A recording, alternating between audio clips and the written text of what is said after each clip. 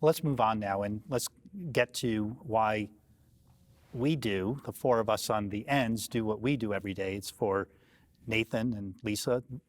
So why don't you bring us through your story? How did you present?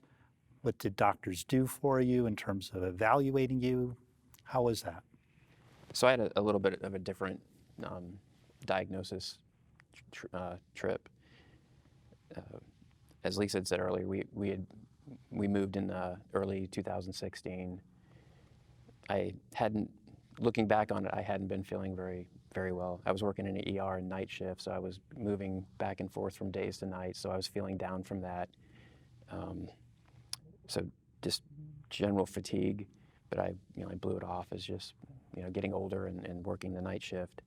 And then earlier in the year, I started developing hives, and I've never been allergic to anything in my life. So I started trying to figure out what was going on with that.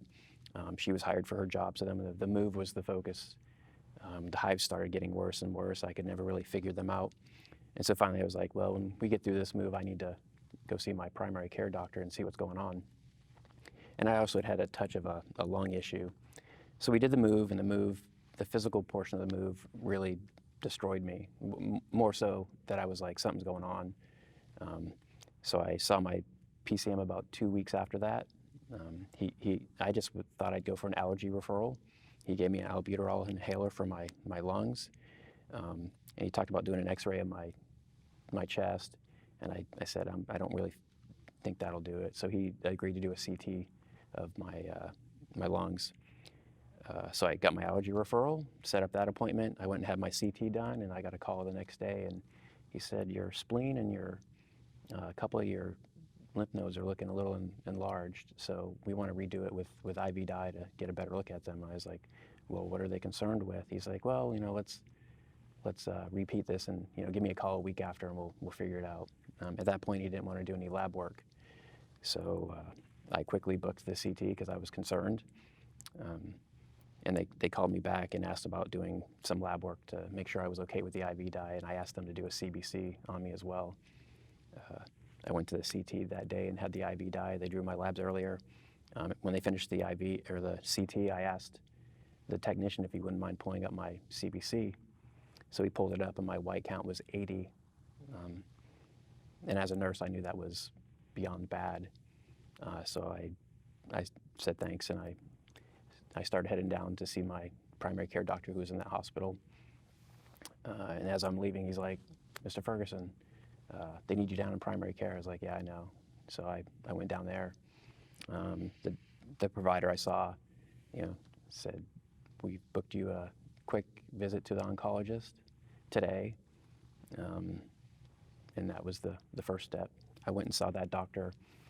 She felt pretty sure that I had CLL. She was a general oncologist. Her, I hate to say nonchalant, but she, was like, we'll do some chemotherapy and you'll be okay. And, of course I was devastated. So, that was kind of off-putting a little bit. And she handed me a script to go get a port placed and said I'd probably be doing chemotherapy in the next 3 months. I had a bone marrow biopsy the next day, and that kind of started the first portion of my journey. How long ago was that? That was in May of 2016. 16. So like I said, I was pretty much devastated. I lost about 14 pounds in 3 weeks. I'm a stressed non-eater. Just had zero appetite. And the key to getting better was getting accurate knowledge and then moving on.